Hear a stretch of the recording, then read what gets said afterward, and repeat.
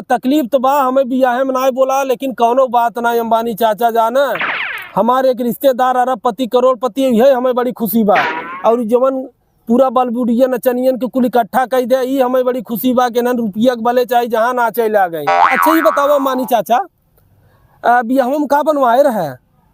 मतलब अरे पूछे मतलब सूखा साग, आलू कोहड़ा, पालकी के भाजी बनवा रहे ना, और सुरने के रसादार, और का कही जाता पूरी बुनिया चटनी मिली के कुछ ना बनवाए रहे।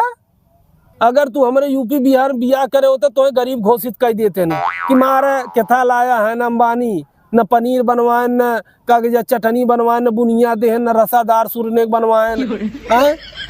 चला कौनो बात नहीं अंबानी चाचा जाना, बेटवा पतो तुहार हन बियाह करें, उन्होंने बहुत बहुत शुभकामनाएं पूरे यूपी बिहार की तरफ से। खुश रहे, मस्त रहे, चर्चा गदेला हो। हाँ हाँ चलो ठीक बा। हाँ प्रणाम प्रणाम।